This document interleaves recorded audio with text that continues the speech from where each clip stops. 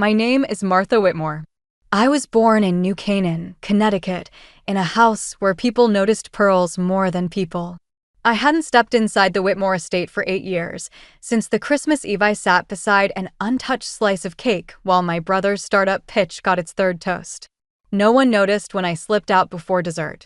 But this year, I came back, not for closure, not even for answers. I came because silence had been mistaken for consent, and I wanted to correct that, just once. Snow had started falling before I left the station. By the time I reached the top of Whitmore Hill, the street lamps were haloed with frost. The mansion loomed, the same wreaths on every arched window, golden light pouring out like a promise it never kept. Inside, everything was curated. The hallways smelled faintly of eucalyptus and money. The music was soft piano, probably a live playlist labeled something like Modern Heritage. In the front parlor stood Evelyn Whitmore, my mother, wrapped in silk and hosting like royalty. She didn't hug me. "You made it," she said, as if I were early to a meeting. Behind her was Richard, my father, a man who checked stocks between sips of bourbon and only looked up when the Dow dropped. He gave a small nod, polite, disconnected. My sister Kathy drifted in from the dining room in a crimson dress and stilettos that clicked like punctuation. "Well," she said, eyeing my coat, "you're brave for traveling in this weather."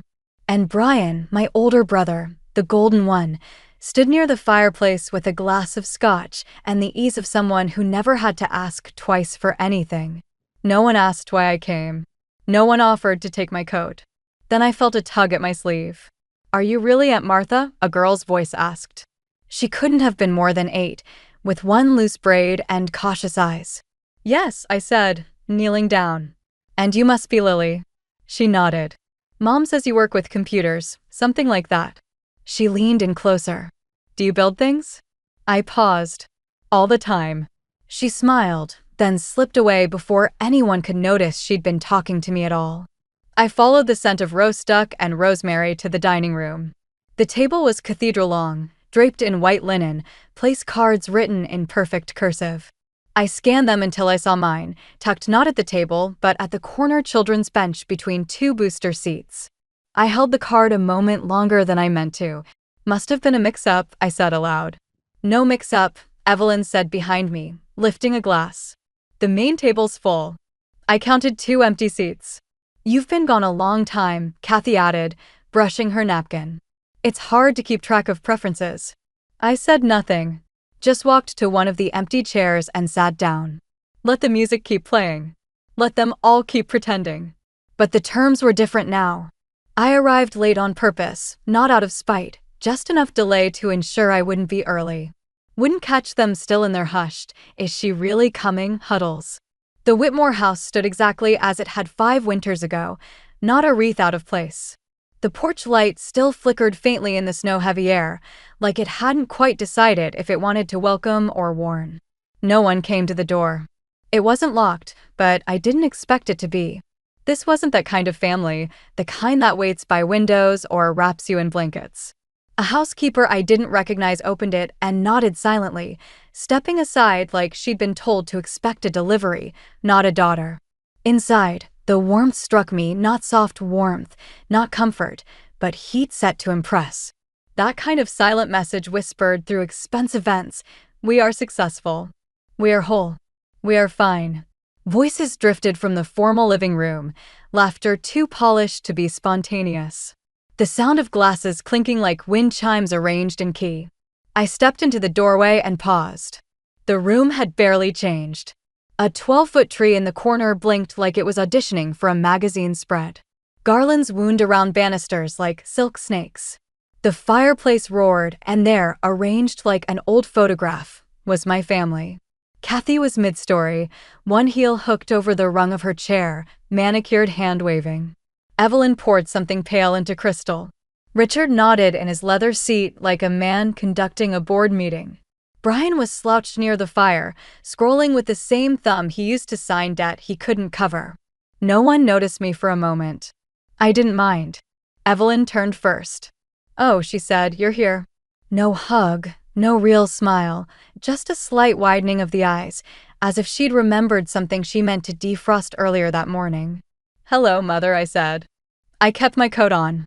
Kathy rose in that slow, floaty way of hers. "Martha," she said, walking over like she was in a wedding aisle. "You look different." "Thank you." That was the goal. I caught Brian's glance, quick, transactional, a nod you'd give someone holding the elevator. I returned it, matching his exact tone. Behind Kathy, a low table gleamed with gift boxes arranged by paper color. I counted them without needing to: red for Kathy, silver for Lily, blue for Brian, no gold. "Of course not. I'll put this over here," I said, placing a small box, not wrapped, no bow, on the sideboard. No one asked what it was for. Richard spoke without looking up. "Long drive." I didn't answer, not because it wasn't worth answering, but because I was watching Lily. She'd been sitting by the fireplace, cross-legged, with a half-wrapped present in her lap. When our eyes met, she blinked slowly. Then, quietly, she said, "I liked the book you sent me. The Girl Who Builds Things." I smiled. "She's my favorite, too." She looked down, like she wasn't sure if it was okay to say that out loud. "Dinner," Evelyn announced. She didn't say, "Let's eat." She just motioned, like a stewardess pointing toward an exit.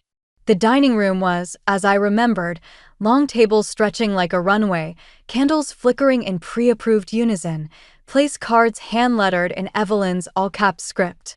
I looked down the row. There wasn't one for me. I waited a beat. "Looks like we're short a setting," I said. Evelyn didn't glance up. "We had to finalize seating yesterday. There's a folding chair at the end. You can sit there." There was no children's table, but the last seat, unmarked, was next to Lily's booster cushion. "I see," I said. I pulled out the folding chair and sat down, not beside it, but in it, without asking. I let the scraping of metal on wood fill the room. A few heads turned. Brian didn't. Kathy smiled tightly. "It's good you're here, Martha." "Really? Is it?" I asked. And for a moment, no one responded. Dinner moved forward like a train on polished tracks, elegant, predetermined, humming just loud enough to drown out anything real. Brian raised a glass halfway through the main course. "I just want to say thank you," he began, voice thick with practiced humility. "This year's been rough, but having family behind me, well, it's meant more than you know." A few claps, a few nods. Evelyn dabbed the corner of her mouth, like she'd been moved to the edge of tears. Richard lifted his wine glass without a word. Kathy beamed like a co-founder. "He's always had vision," Evelyn added softly, resting a hand on Brian's sleeve. "From the time he rewired that remote control car, I didn't say anything." The roast was dry. Kathy leaned toward me, lowering her voice just enough to sound exclusive. "It's really nice you're finally in a place where you can join us again. I know success hasn't always come easy." I met her eyes. "Did you want to rephrase that?" She blinked once. "I meant it as a compliment." "I know." Her smile faltered. Across the table, Lily was quietly picking at her mashed potatoes, clearly more interested in the candied pecans tucked into her napkin. When she caught me looking, she mouthed the word boring and rolled her eyes. I nearly laughed. Dessert came out with Evelyn's usual fanfare, pecan tart, perfectly cut, like it had been pre-measured for a magazine spread, whipped cream balanced like sculpture. Place cards had been gathered by then. I noticed mine wasn't among them. "Oh," Evelyn said when I asked. "I wasn't sure if you'd come." I didn't want to assume. "No harm done," I replied. "But I'm here now." Her smile thinned. "Yes, and we're glad." She didn't sound glad. She sounded like someone trying to remember the next line of a speech she hadn't rehearsed. Back in the living room, the gift exchange resumed. The rules hadn't changed. Red was Kathy, blue was Brian, silver for the kids, no gold. Brian unwrapped a leather briefcase embossed with his initials. Evelyn kissed his cheek. "We believe in you, sweetheart." I watched them, quiet, composed, the kind of stillness that comes not from peace, but from remembering how noise gets used against you. I hadn't brought anything for them, not for this. Only one gift left unspoken, still sitting on the sideboard in its plain packaging. I looked down at Lily, who had wandered back to the floor. She clutched a ribbon and was twisting it into the shape of a star. She wasn't loud or asked to be seen, but she saw everything. After the gifts had been opened and the photo taking began, the kind with staged laughter and strategically held wine glasses, Richard motioned me toward the study. I followed, past the hallway with framed diplomas, past the grandfather clock, still stuck 4 minutes slow. He closed the door behind us like we were stepping into something sacred. "I'll keep this brief," he said, adjusting his cuff links. "Brian's been in talks with a few backers, but the timing's off. He's got a window, but it's narrow. A little liquidity could mean the difference between sinking and scaling." He paused, like he expected me to be impressed by the phrasing. I waited. Evelyn entered before I could speak, holding a glass of white wine that hadn't lost a drop despite the hallway walk. "He's carried so much these last 2 years, Martha. Truly, you've seen the way he's pushed through." I looked at her. "Did he tell you I paid for Dad's surgery 5 years ago?" The silence came fast, thick, like a door slammed inside a chapel. Evelyn blinked. "What are you talking about?" "I wired the payment. 42,000, direct to the hospital." "You thought it was Brian. He let you." Richard stiffened, his jaw twitching once. "You never said anything." "I wasn't asked." Kathy's voice came from the hallway. She'd been standing just out of sight. "So now you're here to collect on old favors. That's rich." I stepped past my father and opened the door fully. Kathy didn't flinch. "You were always like this," she said, arms crossed. "Quiet, until you could throw something in our faces." I opened my purse, pulled out a slim white envelope, and placed it on the desk. "Here's the transfer confirmation. My name, my initials, my routing number." Evelyn took it with slow fingers, like it might burn. Kathy scoffed. "Congratulations. You paid a bill. Want a parade?" "I don't want anything." "Then why are you here?" I met her eyes. "Because I wanted to see if anyone remembered me before they needed me again." Brian walked in then, halfway through the tension, holding his phone like a shield. "What's going on?" No one answered.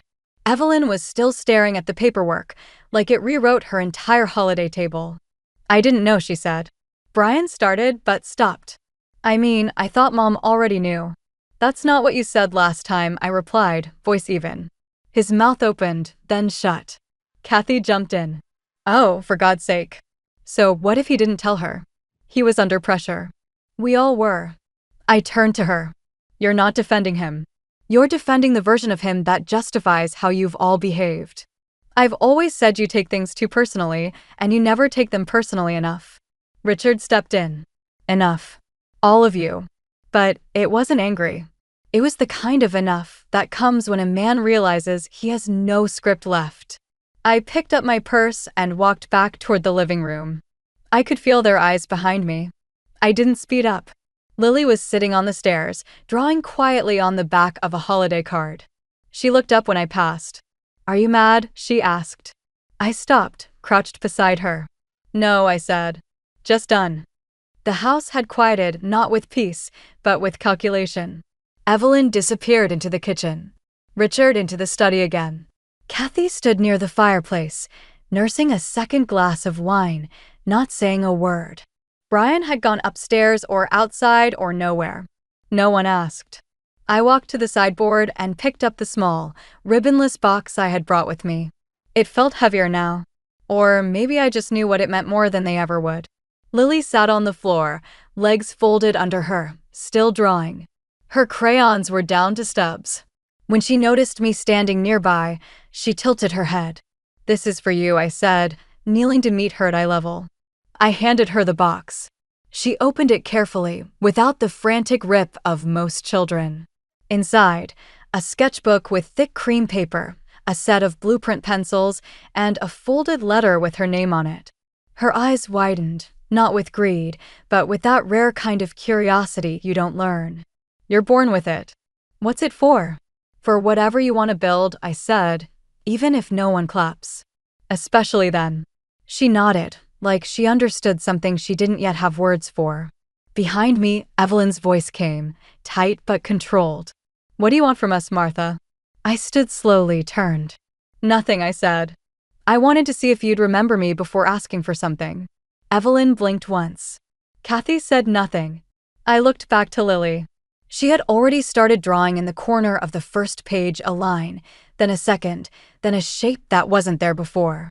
Something she chose to make, not because anyone told her to, but because she could. Back at the hotel, I didn't turn on the lights right away. The glow from the street lamps outside was enough. Snow still fell in soft, steady veils, blurring the rooftops of New Canaan. It looked like a painting, beautiful but behind glass. My phone buzzed on the desk. One missed call from Evelyn, then another. Then a voicemail. "Sweetheart, maybe we've been distant, but I'm proud of you. We're having breakfast here in the morning. Come join us. Your father's waiting." Another text. "I'd love to introduce you at the club. Your story is inspiring." I let the screen dim before opening a new message. "You can show me off if you're also willing to tell the truth. That I was overlooked. That I did this without your help. You don't get to rewrite it now." I hit send. A new notification. "Kathy, just a link. The future of wellness. Andrew Whitmore's vision for East Coast medicine." No message, no context. I replied, "You can be my sister, but not if you're competing with every breath you take." No response from Brian. Nothing. No call, no text, no half apology. His silence said everything he thought he couldn't say out loud. I pulled out the notebook I'd started earlier that week. Terms and Conditions, Martha Whitmore. I flipped to the last page, read the final line I had written before boarding my flight. "I will never again let silence be mistaken for consent." Then I added one more, "and I will never confuse being needed with being loved." I signed it, dated it, folded the page, tucked it into the hotel desk drawer, and closed it. Let them reach. But this time I'd choose. 1 month later, I hosted dinner in a quiet room above a small gallery downtown. No chandeliers, no crystal, just soft candlelight on ivory linen, chairs that didn't match but were chosen with care, and windows that overlooked the city without needing to impress it. Elaine arrived first, carrying a bottle of red and the same smile she wore the day we both got rejected from Yale and laughed anyway. She didn't ask questions. She never had to. Lily came next, holding a manila envelope under one arm and wearing 2 mismatched barrettes in her hair. She handed me the envelope before sitting down. Inside was a drawing, her first attempt at a bridge. One side labeled me, the other, Aunt Martha. "I didn't know how to draw the middle part yet," she said. "That's okay," I told her. "Bridges take time and 2 sides." The girls from the STEM program arrived in pairs. They spoke in bursts about code, about cardboard prototypes, about nothing that needed translating. They took their seats around the table as if they'd always belonged. No one asked who funded it. No one needed to. At the end of the evening, I wrote one last line in my notebook. "They once asked me for help without asking who I was. Now I help those who see me fully." Then I poured 2 glasses of wine, handed one to Elaine, and raised mine, not for a toast, but just enough to catch the light. No applause, no script, just room to be.